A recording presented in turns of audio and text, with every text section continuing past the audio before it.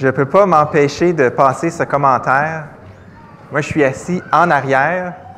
Il y a toute la musique qui sort des haut-parleurs, mais j'entendais la foule chanter. Et je me dis, quand on va être au ciel, je vais moins fausser. Et ma vision de Dieu va être moins faussée. Notre vision de Dieu va être moins altérée par notre vie ici. À quel point on va éclater en louange, à quel point ça va être beau de voir notre Dieu, de le chanter. Et petite remarque par rapport au camp de jeunes, considérez vraiment, si vos enfants sont moindrement réticents, c'est le temps d'exercer l'encouragement parental. Et même s'il y a des amis qui veulent venir, dans mon temps, on amenait des amis au camp, des gens de l'école. Fait que soyez honnêtes, c'est un camp chrétien, que vos jeunes leur expliquent bien. Mais habituellement, même les jeunes qui ne connaissent pas le Seigneur apprécient ces moments-là, apprécient ces camps-là. L'Évangile est présenté. C'est vraiment une belle place pour être. Et oui, comme Sadrach disait, si les sous, c'est un problème, ce n'est pas un problème. OK? Vous venez me voir, on va trouver une solution, c'est sûr. Ne vous privez pas vos jeunes de ce moment-là. Il y a plein de choses qui se passent pendant les camps. Les amitiés se forment, la parole entre, les jeunes ont du plaisir. Et si vous avez remarqué le thème du camp, des libérés en liberté, c'est moi qui est responsable de l'enseignement cette fois-ci au camp.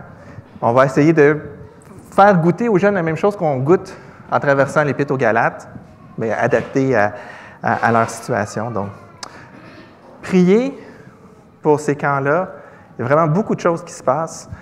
C'est une place où le Seigneur agit puissamment et on veut prendre soin d'eux. Fin de la publicité. Je ne sais pas si vous connaissez cette petite blague qui dit que, en théorie, il n'y a pas de différence entre la théorie et la pratique. Mais en pratique, il y en a une. Les choses sont généralement plus compliquées dans la vraie vie que sur le papier. Je me souviens, un de mes amis à Polytechnique, quand on était des étudiants en génie physique, il m'expliquait que dans sa famille, il lui posait des questions comme « Qu'est-ce que tu apprends à l'université? » Puis ce qu'il disait, c'est, je trouve ça intéressant, il disait « Quand tu es au cégep et que tu fais des problèmes de physique, il y a comme 30 approximations. On simplifie la réalité. Il y a un objet qui tombe, on va négliger la résistance de l'air. Vous voyez ce genre d'affaires-là. Il y a une trentaine de simplifications facilement qu'on fait dans les problèmes pour arriver à les résoudre. Quand on arrive à l'université, au bac, on en enlève 3, 4 peut-être. À la fin du bac, peut-être qu'on en a enlevé une de plus. Après un doctorat, on a peut-être enlevé 2 approximations de plus. C'est comme, la réalité, c'est incroyablement compliqué. Et quand on essaie de la décrire puis de tout prendre en compte, la complexité explose. Donc oui, après 15 ans d'études en physique, on est capable de résoudre des problèmes avec seulement 15-20 approximations. On s'approche rarement de la réalité. Plus proche de nous, ceux qui êtes un peu manuels, vous savez, hein, quand on construit une galerie ou un patio extérieur, on a une marge de manœuvre. Hein, le bois, un morceau de 8 pieds ne fait pas exactement 8 pieds. Il va y avoir une petite variation au bout. Des fois, ce n'est pas droit. Des fois, si on dessine un plan sur papier qui dépend que toutes les planches sont parfaitement carrées, parfaitement de la même longueur, on a des surprises. Il y a des matériaux qui sont plus faciles à mettre carrés. Je me souviens du visage de notre frère Denis, quand, il y a de nombreuses années, je suis arrivé chez lui pour construire un meuble. Sophie présentait des bijoux au Salon des métiers d'art. Moi, je fabriquais le présentoir. Et Denis a dit, « Bien, je vais t'aider. » On vivait en appartement, on n'avait pas vraiment de place pour faire de la menuiserie. Denis m'accueille dans son atelier et il voit les matériaux avec lesquels j'arrive. Puis là, il fait, « Oh! » C'est pas une galerie que tu fais, mon grand, là, c'est un meuble. Hein? C'est pas pareil. On fait un meuble avec des tiroirs, avec des coulisses pour les tiroirs. Moi, j'avais pris de l'épinette pour en dedans. Je m'étais dit, c'est pas grave, on le voit pas. À l'extérieur, on va mettre du pain, ça va être beau. Et Denis est comme... Denis m'a aidé. Ça allait être un beau meuble. J'ai compris plein de choses en travaillant avec Denis. J'ai essayé de retrouver une photo, mais il était super beau le meuble. Denis m'a beaucoup aidé. Mais on a beaucoup travaillé.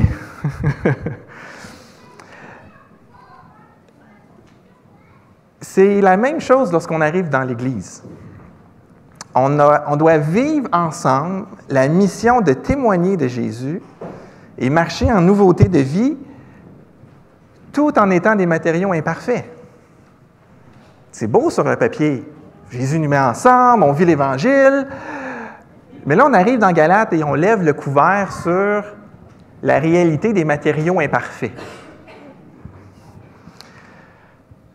Comprendre nos imperfections va nous aider à comprendre l'autre et à bien fonctionner avec l'autre.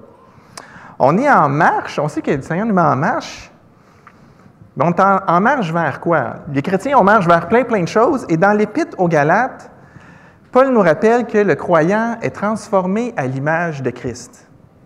Mais en fait, ce n'est pas comme ça que Paul le dit. Paul dit, au chapitre 4, « Jusqu'à ce que Christ soit formé en vous ». C'est comme si, à l'intérieur de nous, Dieu est en train de rénover la charpente de notre être pour que ce soit Christ qui soit à l'œuvre lorsque nous, on est à l'œuvre.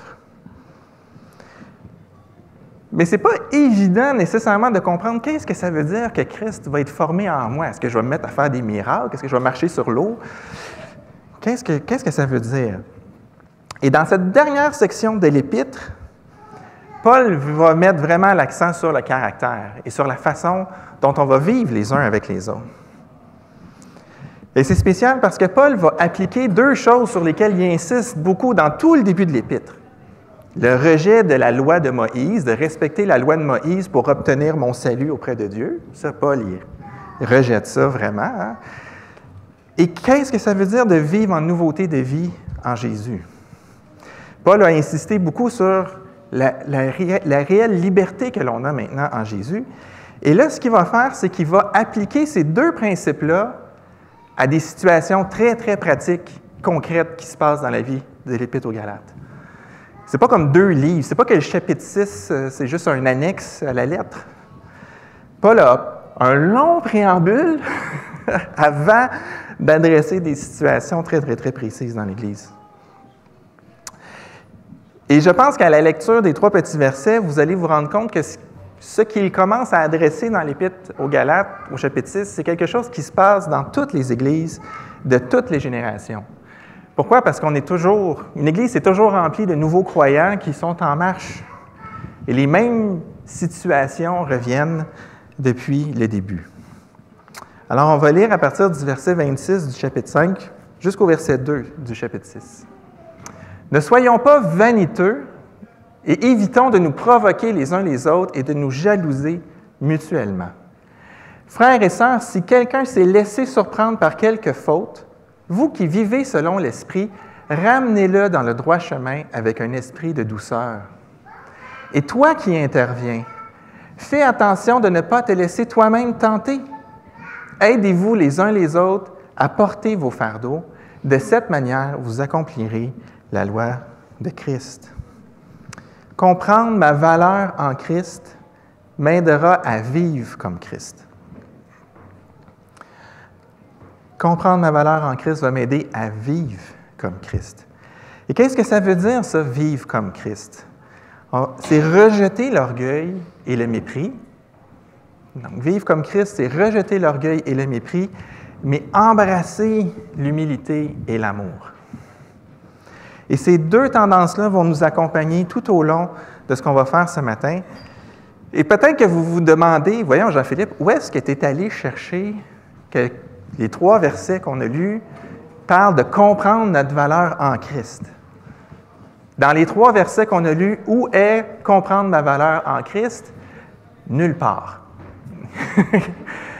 C'est parce que ça vient de tout le reste de l'Épître qui arrive dans cette section-là. On ne peut pas oublier le reste de l'Épître quand on rentre dans ces versets-là. Je triche un peu. Normalement, j'essaie de vous donner le thème central de de la section de passage que l'on regarde. Mais là, si je fais ça, on risque de faire, comme j'ai vu trop souvent, puis d'oublier tout le reste. Puis là, d'interpréter, de regarder le chapitre 6 comme si c'était, on a fait table rase, puis là, on rentre tout de suite dans les exhortations. Mais tout le bagage qu'on a doit entrer dans comment on va comprendre les exhortations. Puis en fait, pour être bien honnête avec vous, c'est même pas une vraie péricope. C'est pas une petite unité de texte que je regarde ce matin. Je suis comme à cheval sur deux. Je veux vraiment qu'on prenne le temps d'importer dans le reste de toutes les exhortations qui vont suivre ce que Paul nous a enseigné tout au long de l'Épître. L'éthique chrétienne, la façon dont on vit, la façon dont on prend nos décisions, doit reposer sur la compréhension que nous avons de notre valeur en Jésus.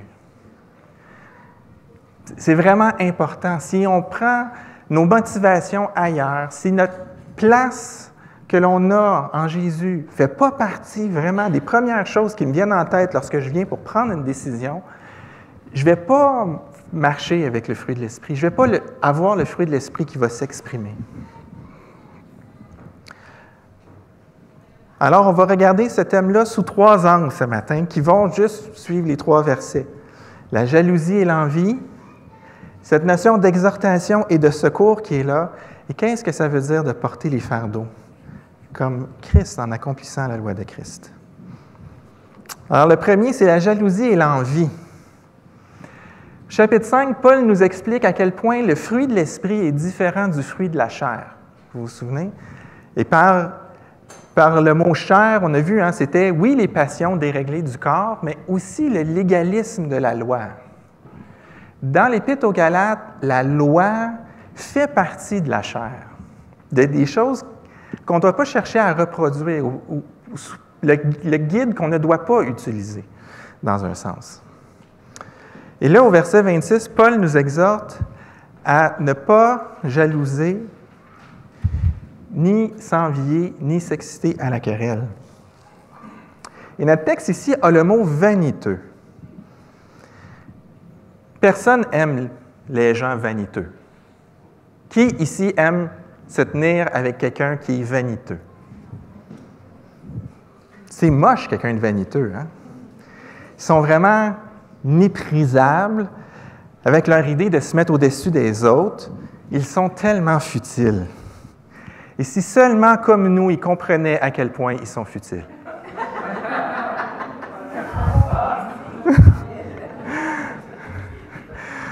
J'avais mis la petite note de sarcasme ici. On tombe vite dans le sarcasme, on tombe vite dans la vanité lorsqu'on regarde les personnes vaniteuses. Elles nous déplaisent tellement qu'on se trouve tellement facilement au-dessus d'elles. Il y a une ironie incroyable. C'est facile de tomber dans l'orgueil, même lorsqu'on juge l'orgueil des autres. Je suis content que vous avez ri. La vanité, c'est l'idée de se réclamer d'une vaine gloire, se penser meilleur que l'on est. C'est enfler notre importance. Ça, c'est la vanité, enfler notre importance. Et si vous prenez cette définition-là de la vanité et que vous regardez votre vie, pas celle des autres, mais la vôtre, vous allez détecter la vanité. Et c'est tellement important, la vanité, que le reste de l'Épître va encore continuer avec ce thème-là. Mais là, on va rester dans notre morceau ce matin. La vanité, l'orgueil qui s'enfle, ça apparaît de bien des façons. Dans l'Église de la Galatie, une des premières façons, c'était les Juifs devenus chrétiens, les judéo-chrétiens, les Juifs qui sont devenus chrétiens. Eux connaissent les Écritures, ils connaissent l'Éternel. Ils ont reçu la loi. Ils se sont abstenus de plein de choses dans lesquelles les hommes qui ne connaissent pas Dieu sont tombés. Ils ont été choisis par Dieu, puis même si ça n'a pas toujours été parfait, leur peuple, leur ancêtre a marché avec l'Éternel. L'Éternel s'est occupé d'eux. Si vous pensez à ça, là, ils ont subi la déportation, l'occupation pendant des siècles et ils sont encore là.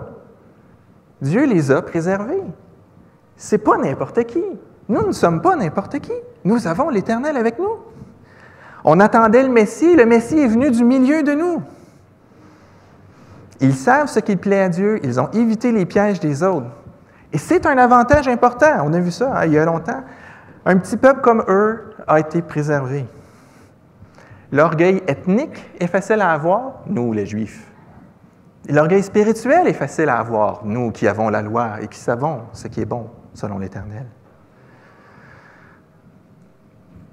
Soyons conscients qu'ici à Châteauguay, on a des gens qui viennent de toutes sortes d'horizons. Puis je ne parle pas juste du pays dans lequel vous êtes nés, même les gens qui ont grandi ici au Québec, on vient de toutes sortes d'horizons. On a grandi dans différentes traditions d'Église. Il y en a que la louange s'est éclatée, on dirait un spectacle au Centre Bell. Il y en a que la louange, on dirait qu'on est en 1600 avec un clavecin puis des chants en vieux français. On a tout ça, et ça fait partie de notre paysage. Tout le monde n'a pas eu la chance de grandir dans une église comme ici, avec une bonne louange théologique, des bons musiciens.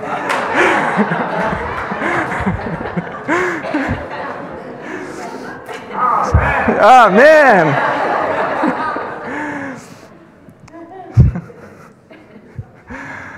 Oui, j'aime la louange qu'on fait ici. Oui, je pense qu'on, depuis des années, la parole est présentée fidèlement. Mais lorsque l'on rentre dans le « Oh, que nous sommes privilégiés », on commence à entrer dans la vanité. Est-ce possible d'être fier sans être chauvin et vaniteux? Je pense que oui. Il y a une phrase que j'aime dire, c'est que la personne qui est la plus humble sur Terre a le droit de le dire. Sinon, elle ment. Mais quand vous rencontrez quelqu'un qui dit « Moi, je suis humble », pourtant, elle devrait pouvoir le dire si c'est vrai. Mais bon. Mais parfois, ce n'est pas des blagues. Des fois, on est orgueilleux spirituellement. Et on va regarder l'autre avec condescendance. Alors, lorsqu'on approche des gens qui viennent d'une autre tradition d'Église que nous, on doit se préparer à être accueillant. On doit se préparer à se dire, il y a quelque chose là-dedans qui est bon, peut-être, que je dois considérer. Les Juifs théologiquement plus nourris que les gentils, ceux qui n'étaient pas Juifs, et qui récemment étaient devenus chrétiens, ces Juifs-là avaient une attitude supérieure. Et il y a quelque chose là-dedans qui était vrai, ils connaissaient l'Éternel. Ils pouvaient enseigner les non-juifs devenus chrétiens à connaître l'Éternel. Mais comment le faire sans être vaniteux? Mais il n'y a pas juste les Juifs devenus chrétiens qui étaient vaniteux. Il y avait les païens devenus chrétiens, les pagano-chrétiens, qui, eux, arrivent enfin dans le peuple de Dieu. Et là, ils arrivent à l'époque où la loi de Moïse saute. Et le peuple de Dieu devient beaucoup plus libre qu'avant.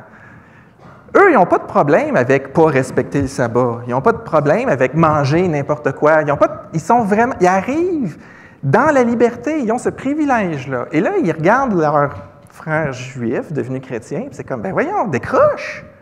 Le Messie a enlevé tout ça. On est dans la nouvelle ère, on est dans la nouvelle époque.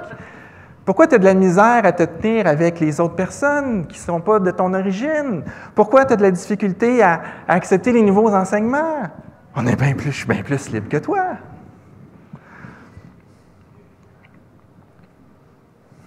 C'est pas difficile de se débarrasser de la loi de Moïse quand tu n'as jamais vécu sous la loi de Moïse. Quand ça n'a jamais été ton identité. Le Juif devenu chrétien doit transférer son identité de la loi de Moïse au royaume de Christ. C'est pas évident. Ça se peut que ça prenne du temps. Puis là, le non-juif devenu chrétien, qui est pleinement libre, qu'est-ce qu'il faut qu'il fasse? Qu'il restreigne sa liberté pour accompagner son... c'est difficile. Quand la tentation vient de se voir supérieur à l'autre, une supériorité qui est basée sur ma façon d'évaluer ce qui est important, bien, je suis malade. Je suis atteint de la vanité. Et quel est le remède pour se débarrasser de la vanité? C'est de se rappeler que Christ a dû mourir pour moi. À partir du moment où j'arrive et je pense que je suis supérieur à l'autre, je dois me rappeler que je suis dans un état où Dieu a dû mourir pour moi. Dieu a dû donner son Fils. Christ a dû mourir pour moi.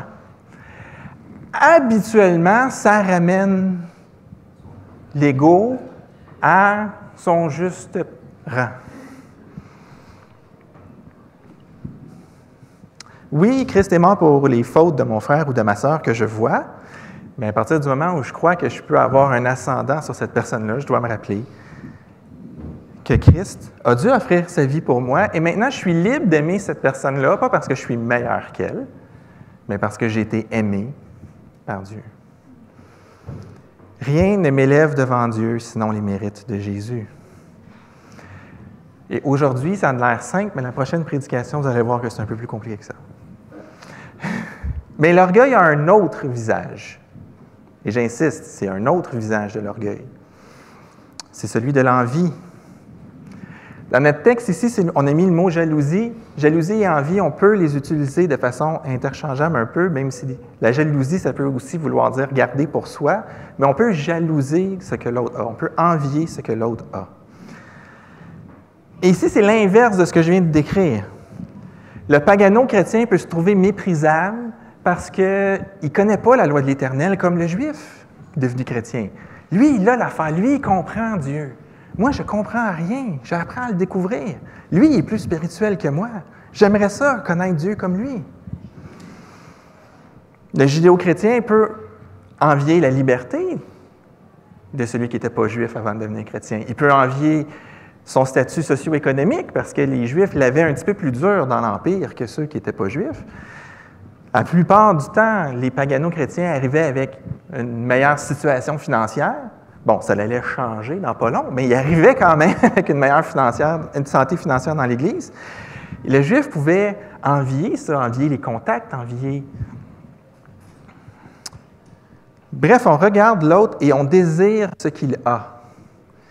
On se sent inférieur car on n'a pas ceci ou cela, la richesse, la famille, des études, une situation financière intéressante, une plus longue expérience avec Dieu, plus de temps, moins de soucis, une meilleure santé.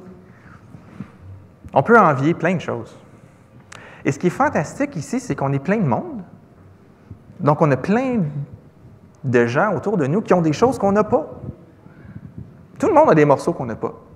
Et ça peut tout être le fun de vouloir ces choses-là, qui parfois ne sont pas des mauvaises choses, mais on les envie parce que nous, on ne les a pas. Et l'envie amène qu'on se sent misérable. Même des fois qu'on va se sentir moins méritant. On va envier ce qu'il a, puis on va trouver qu'on ne le mérite pas, ça, ou qu'on devrait, ou à l'inverse, qu'on devrait le mériter, puis qu'on ne l'a pas.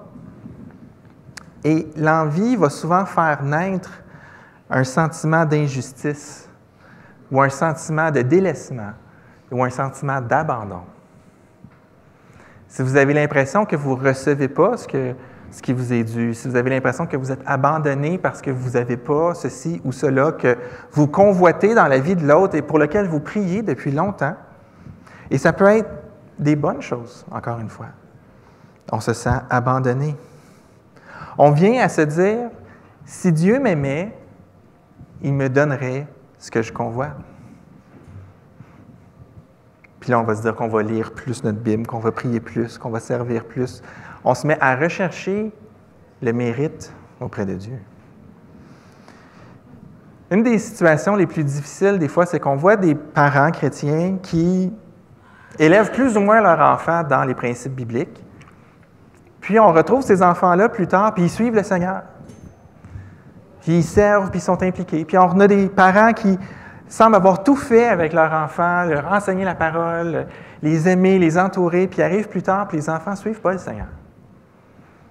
Quel genre de regard on porte sur l'autre famille?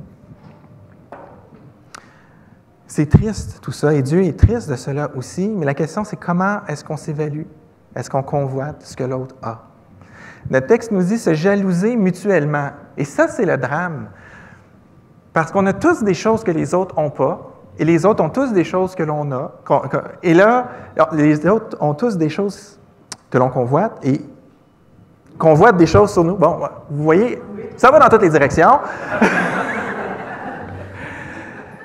Et ça crée une tension. On peut avoir l'impression que Christ nous a abandonnés. Alors, comment qu'on fait pour remédier à l'envie? Ce sentiment d'être incomplet et qu'il nous manque quelque chose? Avez-vous une idée? On se rappelle que Christ a choisi de mourir pour nous. C'est pas juste que Jésus a fait une œuvre générale puis ça nous retombe un peu dessus. Jésus a choisi de mourir pour toi. Tu n'es pas abandonné, tu n'es pas délaissé, tu n'as pas moins de valeur. Au contraire, le Fils de Dieu t'a choisi.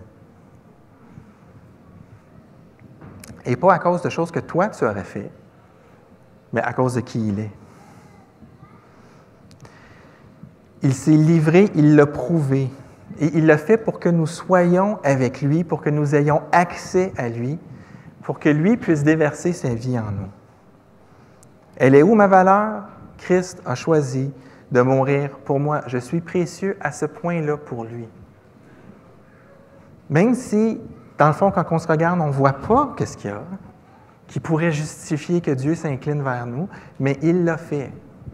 Si tu appartiens au Seigneur, le Seigneur a décidé, a choisi de mourir pour toi.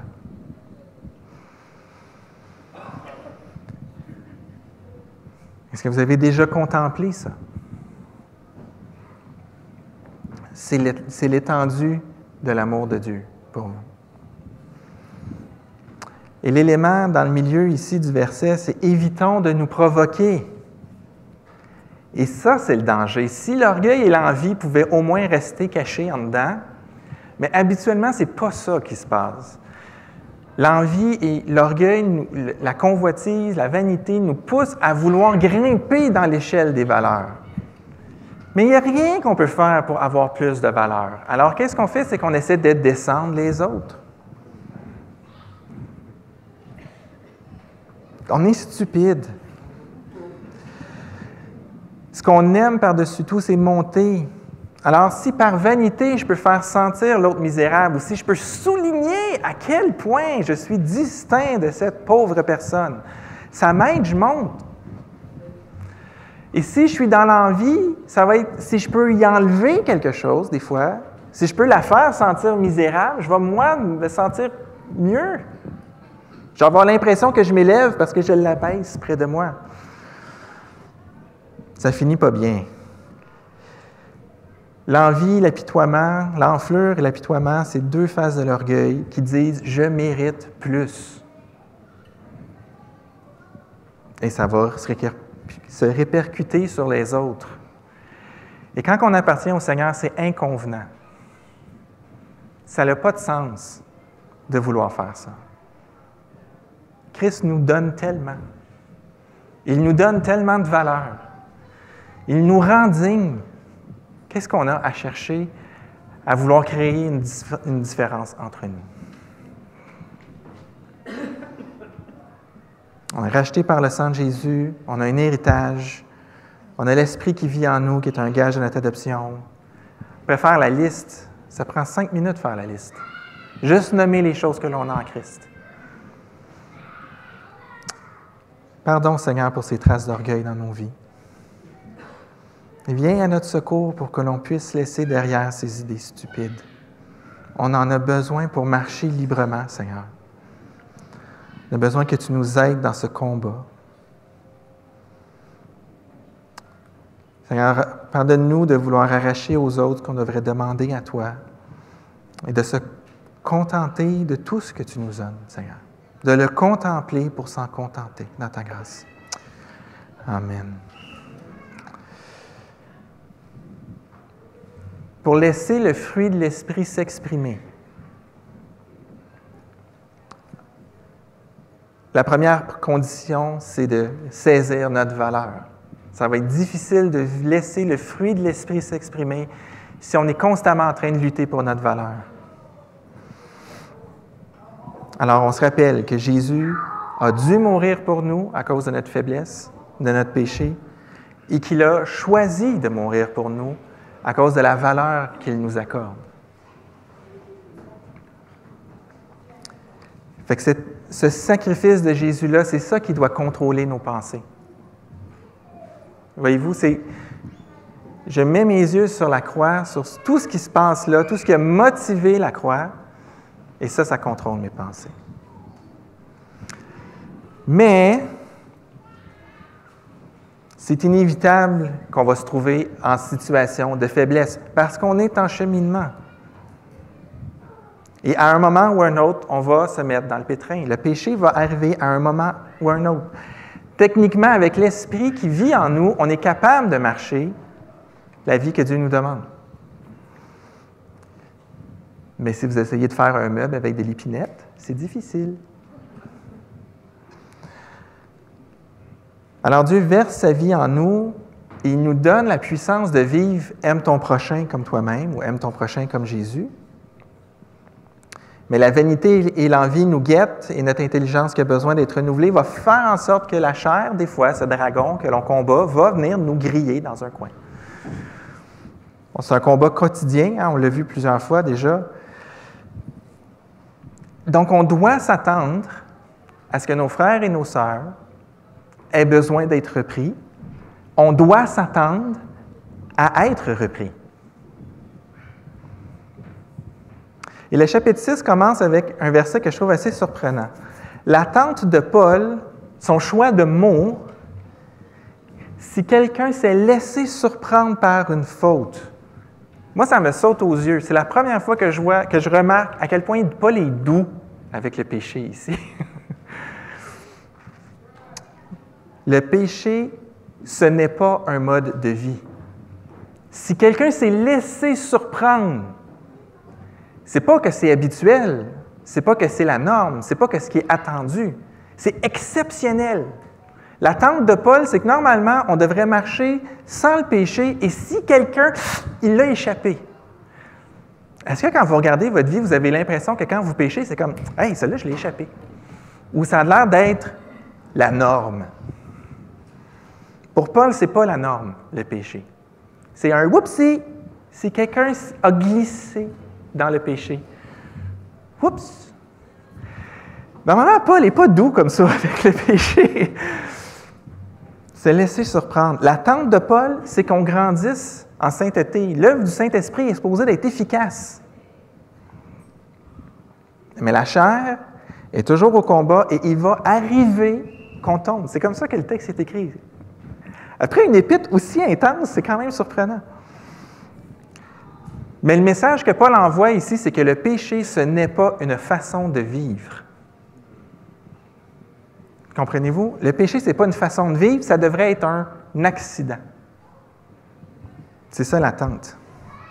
Dans la parole, il y a des péchés qui... comment je dirais bien ça? Il y a des péchés qui ne pardonnent pas, dans le sens où on ne tarde pas. Il y a des endroits où Paul nous demande d'être excessivement rapide.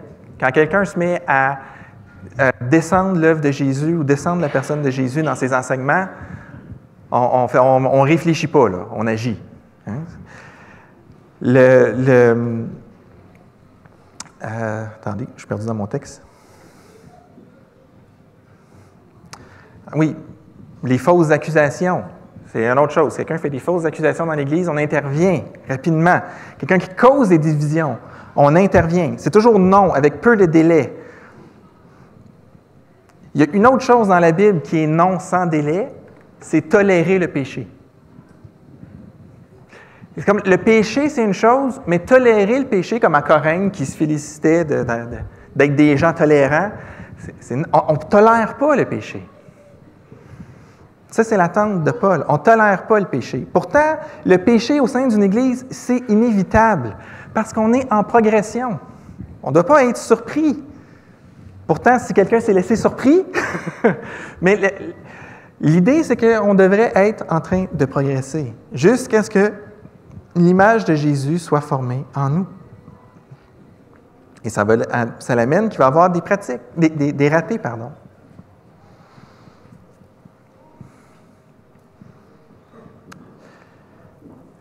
Normalement, ce n'est pas un langage doux qu'on a avec le péché, mais ici, dans le contexte de l'Épître aux Galates, il y a quelque chose de différent parce qu'on se bat contre le légalisme à l'Église de Galates. Et là, notre attitude face au péché de l'autre peut facilement devenir un piège pour nous. C'est facile d'être dur avec les autres lorsqu'on est légaliste. Ça, c'est la loi, tu transgresses la loi, boum! Et on n'a pas à réfléchir. Il y a un principe, tu transgresses le principe, c'est l'idée qu'on a. Et là, on est dans une église où on se bat contre cette attitude-là. L'exécution, si moi, les morceaux de la loi que je trouve vraiment importants, avec lesquels peut-être je suis meilleur, je vois qu'ils ne marchent pas dans ta vie, je peux descendre sur toi avec le feu du ciel parce que tu as transgressé la loi.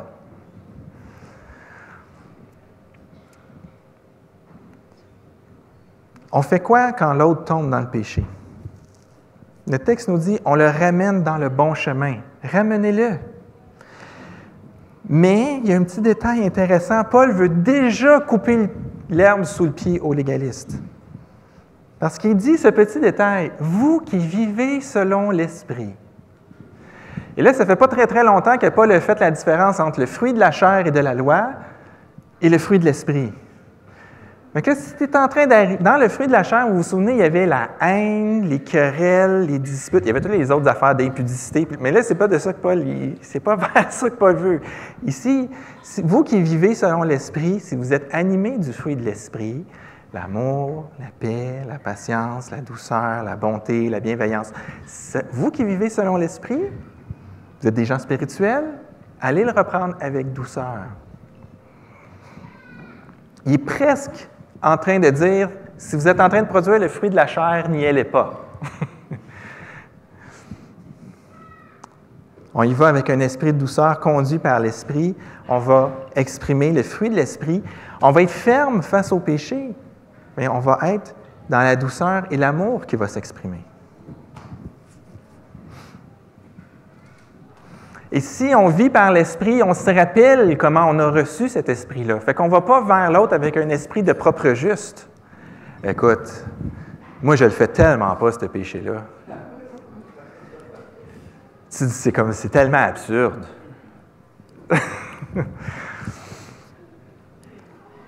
C'est rare que lorsque quelqu'un reprend une autre personne, tombe dans le même péché tout de suite. C'est rare, ça. Ça l'arrive, mais c'est rare.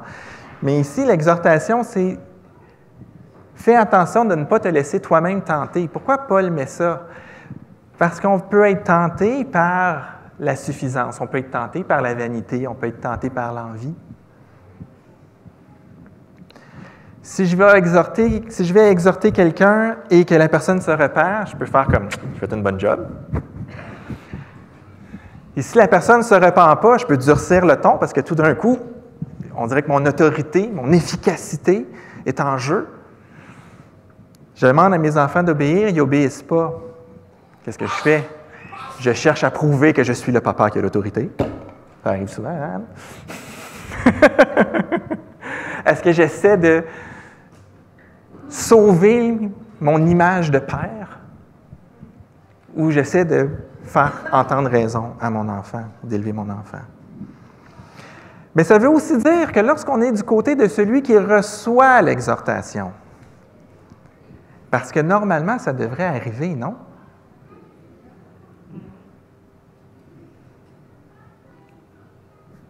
J'ai une question. À quand remonte la dernière fois où vous avez dû avouer un péché à quelqu'un qui venait vous reprendre? Ça ne va pas être une grosse affaire, là. Je ne vous parle pas de rencontrer le conseil avec 2 témoins pour discuter quelque chose. À quand remonte la dernière fois où vous avez demandé pardon à quelqu'un? Je vous laisse le temps de réfléchir. Si dans votre tête, vous vous dites « Hey là là, ça fait vraiment longtemps, je pense que c'était hier matin », c'est pas à vous que je parle. Si vous hésitez entre 2012 et 2013, là, il faut qu'on parle.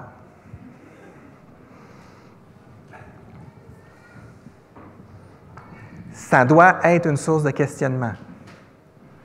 C'est quand la dernière fois où, de moi-même, ou parce que quelqu'un est venu me voir, je me suis rendu compte que j'avais fait quelque chose de mal envers quelqu'un ou que j'avais une attitude qui n'était pas correcte. Peut-être que vous êtes rendu vraiment loin dans l'image de Christ formée en vous, ou peut-être que vous êtes aveugle. Mais c'est vraiment une question. Parce que l'orgueil va venir du fait que l'on se trouve bon. Et si on n'est pas capable d'admettre nos torts, il faut se poser la question, où est ma valeur? Dans le fait que je ne fais pas d'erreur ou dans le fait que Christ n'a fait aucune erreur?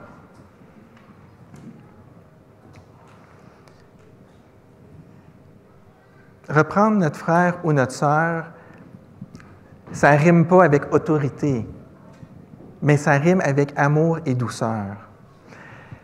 Et quand c'est nous qui recevons l'exhortation, on n'a pas à demander à la personne qui vient nous reprendre qu'elle soit parfaite. Ce n'est pas l'attente de Paul. L'attente de Paul, c'est quand la personne va venir te reprendre, il va falloir qu'elle fasse attention de ne pas elle-même être tentée. On est tous en progression. On est tous à risque d'être tentés. Et si on attend que quelqu'un de parfait vienne nous reprendre, moi, je pense aux prophètes quand ils voyaient des anges, puis il y avait la chienne de leur vie. Fait que si vous attendez que Jésus vienne vous reprendre en personne,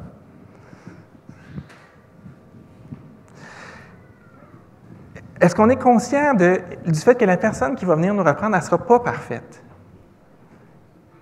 Mais si elle vient avec amour et douceur, ou si ce qu'elle dit est vrai, même si elle vient tout croche, si ce qu'elle dit est vrai, ce qu'on veut, c'est marcher vers la stature de Jésus. Notre vision, c'est vivre en enfant de lumière. Et elle revient encore dans notre texte ce matin. Vous qui marchez selon l'Esprit, vous qui allez expérimenter le fruit de l'Esprit, c'est ça, vivre en enfant de lumière. Alors, on ramène celui qui est dans les ténèbres dans le droit chemin. Ça fait partie d'être un repère. Notre frère, notre sœur s'égare avec un péché dans sa vie, on va agir comme celui qui la ramène. Les ténèbres ne sont pas seulement à l'extérieur, frères et sœurs, ils sont aussi dans l'Église. Et là, on va porter les fardeaux des gens. Et ça, ce n'est pas évident. Ce n'est pas évident. Le verset 2 nous dit « Aidez-vous à porter les fardeaux les uns des autres, et de cette manière, vous accomplirez la loi de Christ. » Le mot « fardeau » est un peu difficile à définir ici. Tout le monde ne s'entend pas. Il y a des commentateurs qui veulent oublier tous les 5 premiers chapitres, même le verset 1, quand ils veulent interpréter le mot « fardeau ». Je pense que « fardeau » ici, ça vient avec les péchés. Aider notre frère, notre sœur à progresser en sainteté, c'est porter ses fardeaux avec elle.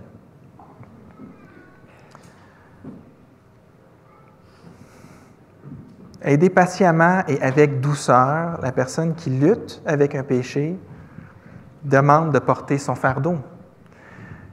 Le dragon qu'on combat, là, ça se peut qu'il soit en train de griller complètement notre frère ou notre sœur. Elle n'est pas capable, la personne à côté de nous n'est pas capable de lutter et on doit venir l'aider. Mais ça va être chaud parce qu'elle est en train de se faire cramer.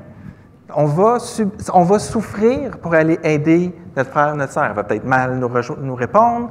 Peut-être que là, elle va avoir besoin. Au contraire, elle va dire « OK, là, il faut vraiment que tu m'aides. » Puis là, on est comme « OK, moi, je n'avais pas signé pour ça. » De prendre tout ça. Mais c'est ça, porter les fardeaux. Et ça veut aussi dire aider l'autre dans ses épreuves. Ça veut aussi aider l'autre dans ses besoins.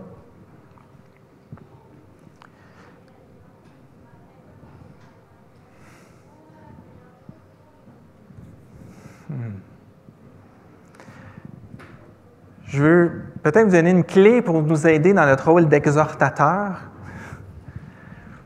Nous ne sommes pas des consultants en sainteté qui venons parler à un frère ou à une sœur. On est des compagnons d'armes. Est-ce que vous voyez la nuance? Dans une entreprise, on engage un consultant. Il vient pour 3 semaines, 1 mois, 2 ans. Il fait son petit job, il s'en va, il retourne dans sa compagnie à lui. Si ce qu'il a fait, ça l'a mis la compagnie à terre, entre parenthèses, ça l'arrive souvent, il s'en fout. C'est pas sa compagnie, c'est pas ses collègues de travail, c'est pas son avenir.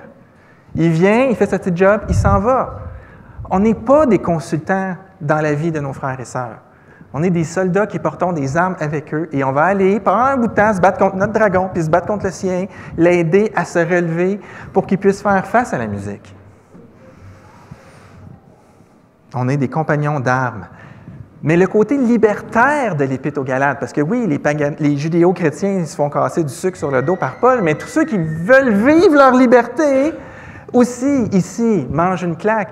Parce que quand tu es libre, moi, je suis avec mon Dieu, je le prie, maintenant je suis libéré de mes péchés, j'ai accès à lui, je vais bien. De qu'est-ce que je vais faire d'aller m'occuper de l'autre? Je suis libre. J'ai été libéré, pas pour la liberté, nous dit Galates 5.1, pas pour prendre soin de celui qui ne sait pas se tenir.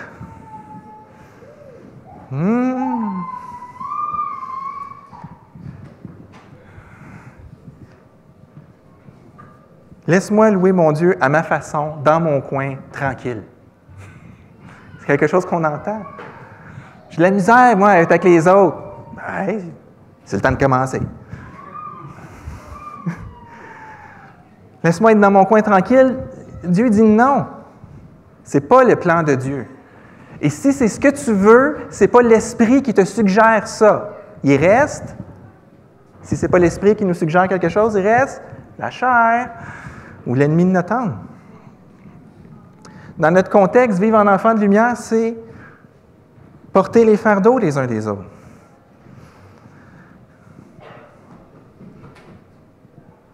Puis on va être un repère dans les ténèbres, on va accomplir la loi de Christ. Si on s'occupe les uns des autres, cette action-là va faire paraître Christ.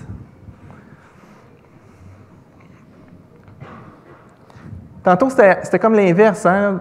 En haut, c'était un état, puis en bas, c'était une action. Puis là, ici, c'est comme l'inverse.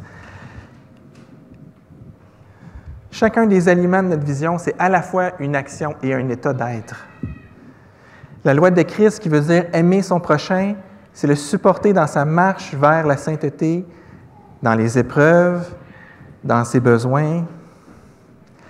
La loi de Christ, ici, ce n'est pas que Jésus est présenté comme un nouveau Moïse, mais c'est vivre comme Jésus. Aime ton prochain comme Jésus. Et ça veut dire d'une façon vraie et d'une façon sacrificielle. On est amené à aimer les autres avec sacrifice. Qui aime ça? Mais ce n'est pas quelque chose qu'on a à produire. On n'a pas à se craquer, on a à laisser le fruit s'exprimer. Le fruit de l'Esprit est en nous.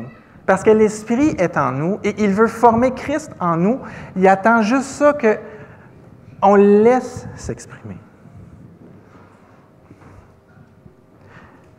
Est-ce que ça vous est déjà arrivé de parler avec quelqu'un puis de dire « Ah, ouais, OK, tout ça, bien, voudrais-tu que je fasse ça pour toi? » Puis là, dans ta tête, tu te dis « Qu'est-ce que je viens de faire là?